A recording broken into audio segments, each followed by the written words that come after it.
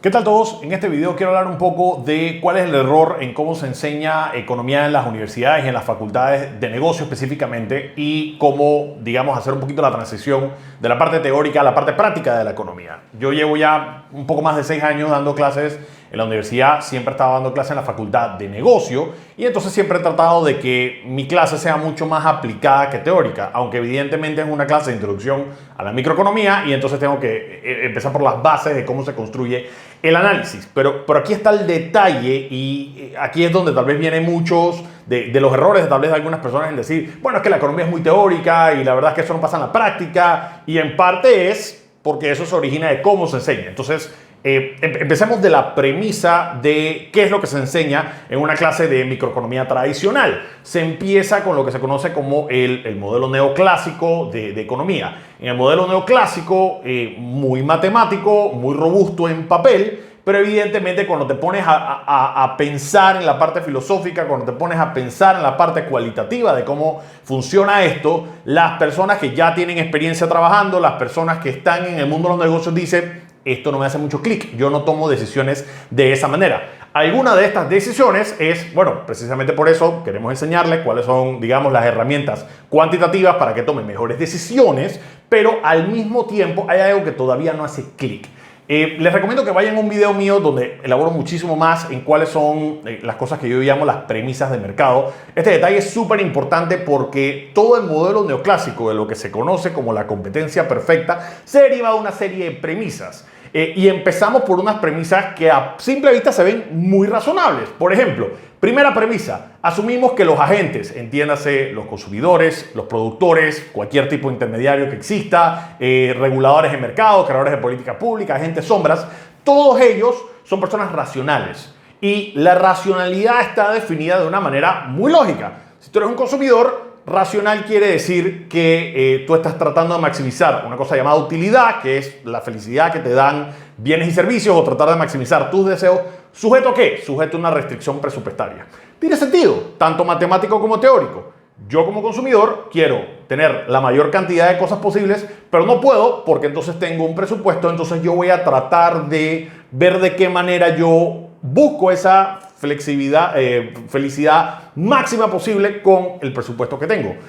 Para el empresario o para, digamos, la producción o la oferta es matemáticamente equivalente, nada más que cambiamos los términos. Entonces ya yo no quiero maximizar la utilidad, quiero maximizar la ganancia, que de hecho en muchos estados financieros tú podrías llamar a la ganancia utilidad, le llaman utilidad neta, utilidad bruta, es precisamente el mismo concepto, solamente que visto desde el punto de vista de la empresa o de la producción. Entonces, ¿qué quiere hacer un productor? Yo quiero maximizar la ganancia, pero sujeto a una estructura de costos. Entonces ya no estoy hablando precisamente de un ingreso, sino que estoy hablando de una estructura de costos. Y esto inclusive lo podríamos elaborar a también incluir de qué manera está la estructura de capital de la empresa. Es decir, qué tan apalancada está, cuánto equity hay que poner, etc. Pero es básicamente el mismo principio visto matemáticamente.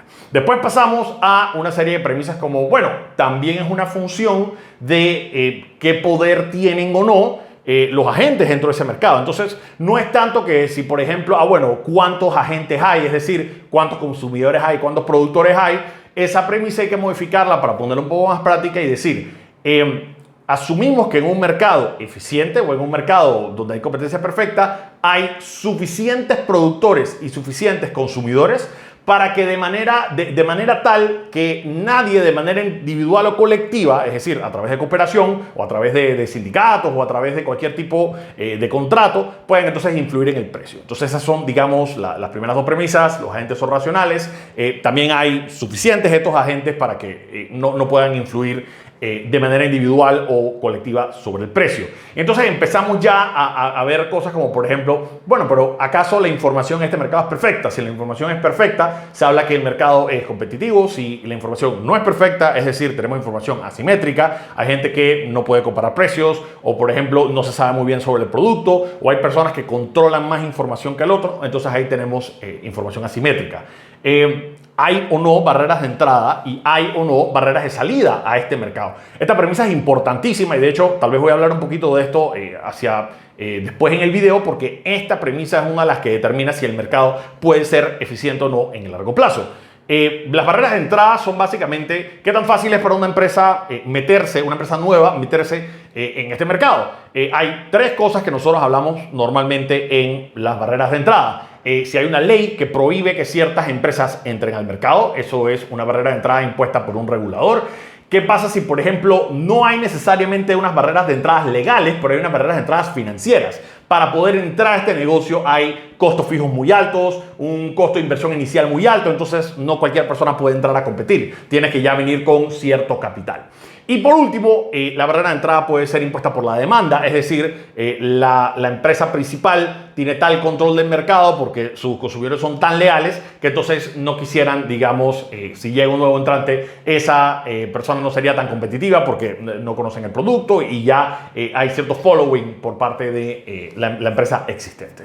Entonces empezamos a ver cosas ya en un poquito más de nivel de detalle. ¿Existe o no costo de transacción? Costo de transacción realmente es una premisa amplia. Costo de transacción pueden ser cosas como, por ejemplo, bueno, yo quisiera entrar en un trato contigo, pero es que me vas a manejar información sensible. Entonces, antes de entrar en un contrato, entonces tenemos que hacer un contrato de no divulgación, un NDA. Porque de manera tal que como yo no te conozco, yo no confío en ti todavía porque vamos a empezar este negocio, yo no quiero que tú robes mi información si al final no acabamos haciendo negocio.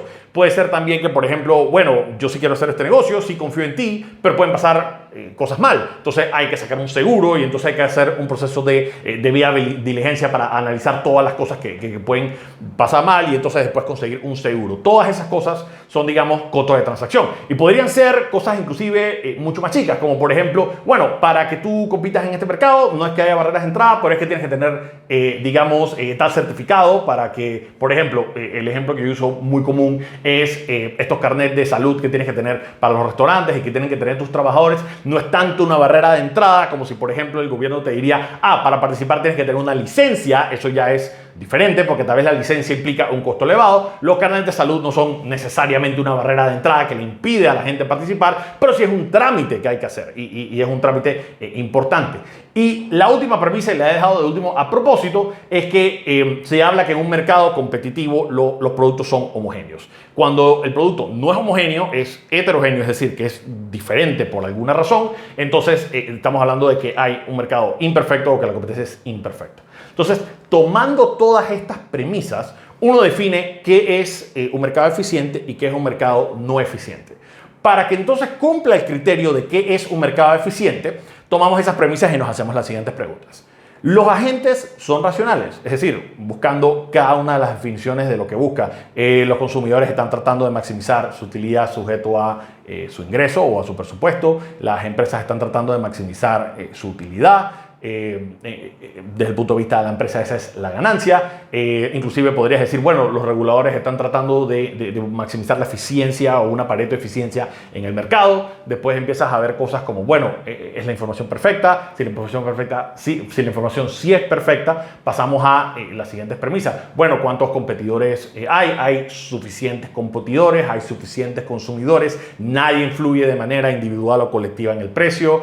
No hay barreras de entrada, no hay costos de transacción o son relativamente bajos, no hay costos de salida y los productos son homogéneos. Eso es básicamente lo que se define en la economía neoclásica, en la economía que se enseña en la universidad como un modelo de competencia perfecta.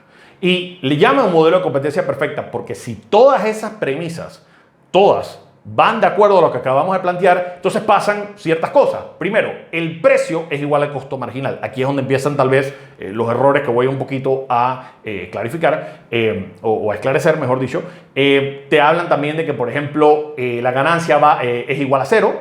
La ganancia económica, hay una distinción técnica entre ganancia económica y ganancia contable. Y te hablan también de que no hay peso muerto. Esas son, digamos, las tres consecuencias de las premisas que acabamos de establecer en lo que conocemos como un mercado de competencia perfecta. Entonces, la realidad objetiva de la vida es que para que sea exactamente así, y siendo absolutamente franco, eso no existe. O sea, no hay mercado perfectamente competitivo. Esa es una construcción matemática, es una construcción teórica que funciona en papel, pero cuando lo llevas a la vida real hay cosas que uno empieza a analizar y empieza a decir, ¿Qué quiere decir entonces cuando los agentes no son racionales? Que pasa mucho, de eso es lo que estudia la economía de la conducta. ¿Qué pasa cuando los consumidores o los productores no son racionales y se comportan de manera irracional? Es decir, tú piensas que están tratando de maximizar la utilidad, pero se están comportando con sesgos personales, con sesgos sociales, con sesgos psicológicos. Entonces ahí hay un problema y esa premisa, digamos, la primerita se desmorona de una sola vez. Bueno, en realidad también hay muchísimos mercados en donde sí ves que tienes pocos consumidores o que tienes pocos productores. Tienes escenarios en donde puede haber muchos productores, pero los pocos que hay influyen, o pueden haber muchos productores, pero hay algunos pocos que controlan el mercado. O sea, tienes oligopolios, tienes monopolios, tienes empresas dominantes.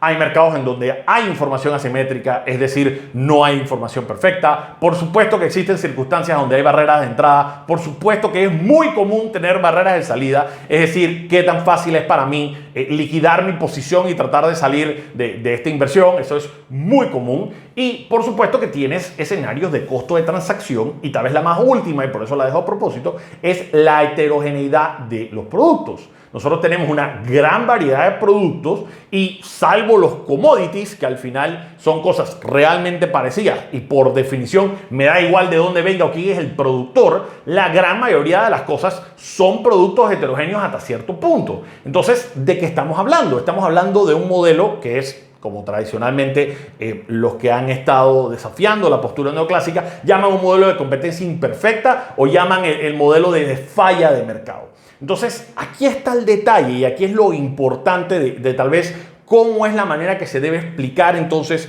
estos conceptos en una clase de economía específicamente enfocada a negocios, específicamente enfocada a tal vez estudiantes de MBA o de maestría. El modelo es una referencia, porque si todas esas premisas se cumplen, sí es cierto que el precio va no a ser igual al costo marginal, pero va a converger hacia el costo marginal. Es decir, en una circunstancia donde tienes agentes racionales, tienes muchos productores y consumidores, el precio es homogéneo, ¿cómo se llama? El producto es homogéneo, tienes información perfecta, no hay costo de transacción, no hay barreras de entrada o salida, va a haber competencia y la competencia va a evolucionar a un punto en que el precio va a acercarse hacia el costo marginal y por ende la ganancia va a acercarse a cero, independientemente si es ganancia económica, que realmente incluye el costo de oportunidad de producción, y la ganancia contable, que tú puedes tener una ganancia contable positiva, eso es básicamente viendo un estado de resultado, pero si no consideras el costo oportunidad, podrías estar dando una ganancia económica de cero. Esto es lo que vemos en el concepto de la TIR y del BAN, es decir, de la tasa interna de retorno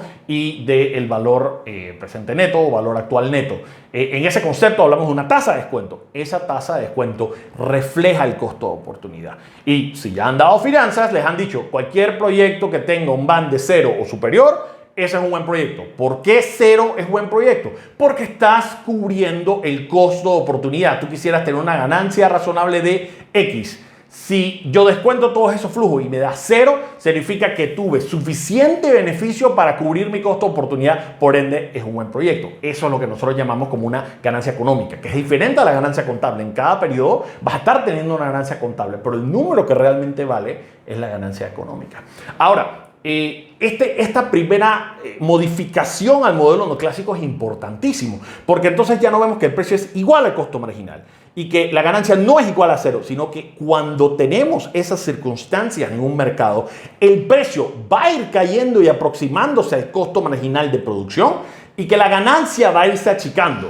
Ahora, eso es, digamos, la primera referencia de cómo se debe modificar ese modelo y cómo se debe ver ese modelo. Pero aquí viene la parte tal vez importante cuando uno está enseñando esto en negocios. Cuando uno está enseñándole a futuros emprendedores, cuando uno está enseñando a personas que están buscando nuevos negocios, ¿qué es el insight que uno debe ver en la teoría? El insight que uno debe ver es que uno tiene que encontrar un mercado no perfectamente competitivo o no eficiente. En cambio, lo que hay que buscar es un mercado ineficiente. ¿Y por qué? Porque en ese mercado ineficiente el precio diverge, no converge, hacia el costo marginal. Es decir, hay un espacio y una holgura para tener un buffer y un margen de contribución y la ganancia, por ende, no va hacia cero, sino que va en la otra dirección, entonces hay un potencial de ganancia. Entonces, cuando el mercado es ineficiente, hay que evaluar, oye, ¿y qué es lo que crea la ineficiencia en este mercado? Porque, y me voy mucho a mi serie de videos de intervencionismo, que vale la pena que lo vean si no lo han visto, pero aquí el detalle es interesante. ¿Qué es lo que está causando la ineficiencia? ¿La ineficiencia es causada acaso porque no hay suficientes empresas en este mercado? Ese es tal vez uno de los primeros o una de las primeras razones que motivan a un empresario a decir, oye, aquí hace falta una empresa de X. O aquí hace falta más empresas que hacen este producto o servicio. Hay suficiente demanda para más empresas. Que es lógico para alguien que tiene feeling de negocio, una persona que es chispa, una persona que ni siquiera tiene que haber necesariamente dado economía para poder entender y visualizar. Y esa es una de las cosas que hay que enseñarle a nuestros estudiantes de negocio, que el negocio no está en llegar del día uno y decir, yo soy el más barato. Lo más probable es que no. Lo más probable es que las empresas que ya han pasado por una curva de aprendizaje, que ya controlan muy bien el mercado, controlan muy bien su producto, que hasta están vertical y horizontalmente iteradas, esas son las empresas que maximizan su ganancia reduciendo costos.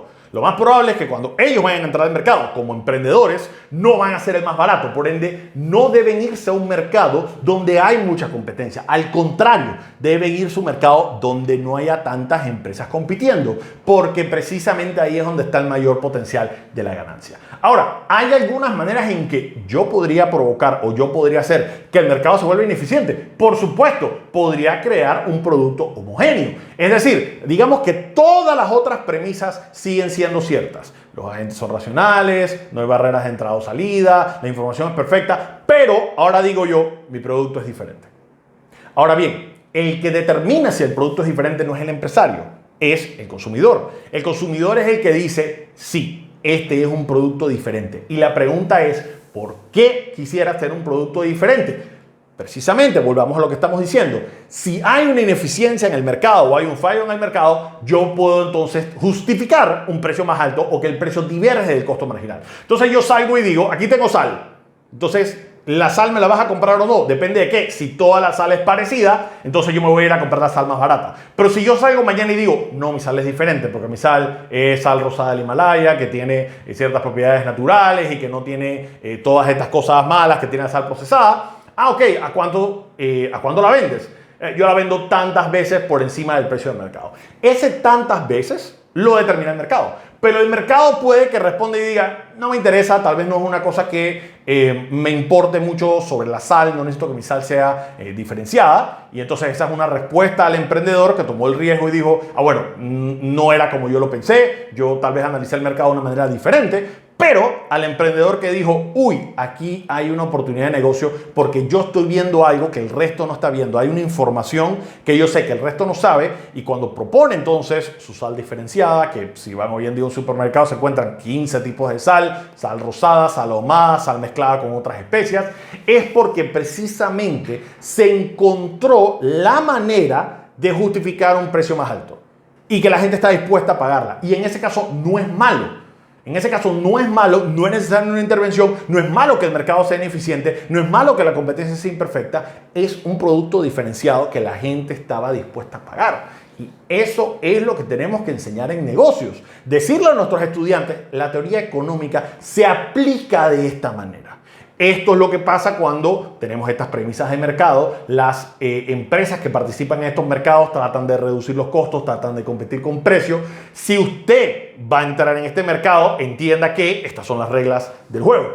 En cambio, trate de entrar al mercado de esta otra manera, porque va a ser la manera en que va a maximizar las ganancias, porque va a ser la manera en que va a haber innovación, va a ser la manera en que el mercado les va a contestar positivamente a ustedes. Y esa es precisamente la falla en muchos profesores que enseñan la materia. Se basan mucho en la parte matemática, se basan mucho en la parte conceptual y no aplican cómo traducir esto a la vida real. Por eso es que muchos estudiantes de economía dicen, bueno, cuando yo entré a economía pensaba que esto iba a ser muy abstracto, o muchas personas dicen, bueno, cuando yo a economía suenan muchas gráficas, muchos números, mucha matemática. Sí, y se les olvidó a los profesores dar ese brinco y decir, bueno, esta es la aplicación de estas cosas. Si esta teoría se cumple, entonces tú no quieres ir hacia acá. Tienes un marco de referencia en que si estas cosas pasan, estas son las consecuencias o estas son cómo debería evolucionar el mercado. Este es el output de este mercado. Tú lo que quieres es participar en este otro tipo de mercado donde el output serían estas cosas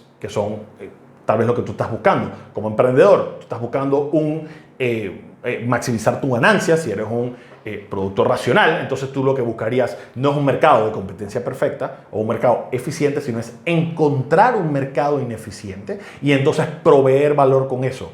Y el último punto que quiero decir, que esto ya va más allá desde un punto de vista de emprendimiento, pero lo que yo llamo la magia en este análisis es que si no hay barreras de entrada, ya sea impuestas por un gobierno normalmente, por una regulación, porque las otras dos son relativamente fáciles de darle la vuelta con todas las innovaciones que hemos hecho.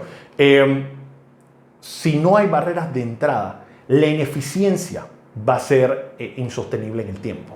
Porque si hay ganancia, eso es precisamente lo que va a atraer a emprendedores. Entonces, esa ganancia va a decir, bueno, yo voy a traer este producto y voy a hacerlo de esta manera. Y entonces yo voy a traer este otro y lo voy a hacer de esta manera. Y van a crear competencia y van, sin querer hacerlo y sin ningún tipo de coordinación de lo que Friedrich Hayek llamaba un orden espontáneo, va a empezar a ver una serie de empresas entrando a este mercado y al aumentar el número de empresas, va entonces a acercarse a este modelo original de la competencia perfecta. Entonces, se va a acercar y no va a ser exacto, pero la ineficiencia poco a poco se va a achicar y van entonces, ¿qué va a pasar? ¿De qué manera crecemos? Bueno, van a salir otros negocios, van a ver, el capital va a fluir de ese mercado a otros mercados y entonces eso es lo que nosotros vemos muchas veces en industrias que están en early stage, después hay una etapa de crecimiento, después hay una etapa de madurez, después hay una etapa de declive, que eso es una cosa que se enseña en otras clases dentro de negocios, pero que no se enseñan en economía, pero la explicación económica es precisamente esa. A medida de que se van yendo las ganancias, de esa misma manera va migrando el capital y por eso entonces se van consolidando empresas, se van reduciendo el número de empresas, de cierta manera creando una ineficiencia para que todavía exista ganancia, pero esa ineficiencia es a costa de tratar de reducir costos y se están, digamos, fusionando empresas para reducir costos y así de cierta manera poder tener algo de ganancias. De lo contrario, van a tener que crear nuevos productos o irse a otros negocios y eso está bien porque entonces la evolución del mercado es gracias al emprendimiento, gracias a que hubo una ineficiencia, gracias a que hubo una persona que identificó un potencial que otros no habían visto, es que entonces nos fuimos hacia la competencia. Y eso es lo que nosotros debemos estar enseñando en las clases de economía para negocios, para que entonces los futuros emprendedores, futuros empresarios entiendan a identificar de la teoría cómo se aplica a la práctica. Espero que les haya gustado el video y nos vemos en la próxima.